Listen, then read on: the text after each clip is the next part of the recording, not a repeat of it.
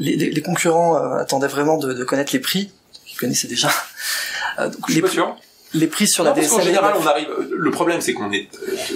Moi, je dis en avance, mais vous allez dire très en retard, et qu'on a beaucoup de partenariats. Et donc, quand vous avez beaucoup de partenariats, ça occasionne des fuites. Il n'y a rien qui est fuité. Les prix vont réaugmenter sur la DSL. Non, ça change rien. Moi, ce que j'aime bien, c'est la segmentation. On a commencé en étant monoproduit. On n'est plus monoproduit. Donc, on a une segmentation de produits d'entrée de gamme, de produits de moyen de gamme et de produits haut de gamme. Et on vit avec cette segmentation de manière assez tranquille, parce qu'il en faut pour tous les goûts. Parce qu'il y a des gens qui veulent. Il y a 2 box au même prix maintenant.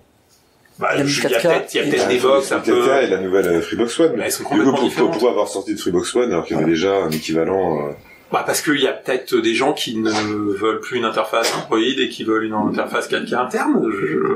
Ça fait partie des demandes. Parce que ça n'a pas trop marché la Freebox 1000K. Si, ça marche bien, mais si tu veux, c'est... Si vous la remplacez, c'est peut-être que... non, je suis pas dit qu'on allait la remplacer, elle continue le mini 4K, on va pas l'arrêter. C'est sur le même créneau. Mais c'est des trucs différents, on inclut Netflix d'un côté, on inclut autre chose de l'autre, c'est un peu différent.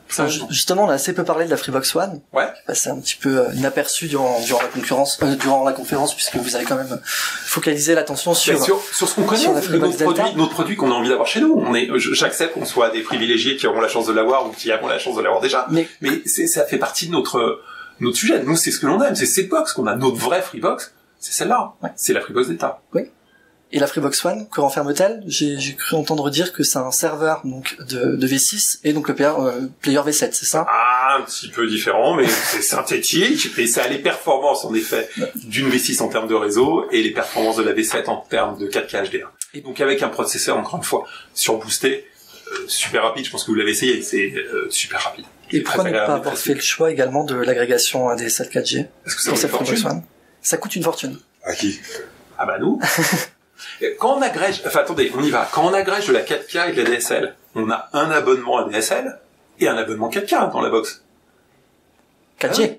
4G, un abonnement 4G, un abonnement DSL. On a les deux. Donc on met les deux technologies, on met des SIM et on utilise le réseau des deux côtés qu'il faut rémunérer. Synthétiquement, quand vous me dites l'abonnement il vaut 49,99, si vous êtes en zone DSL, vous allez avoir à la fois du DSL et à la fois de la 4G. C'est pas délirant. Parce qu'on a mélangé ces deux technos et qu'on a apporté ces deux technos. Ça correspond pas à tout le monde. Mais on fait ça et on fait ce choix. À partir du moment où on intégrerait ça dans une autre box, on reviendrait à des prix qui sont colossaux.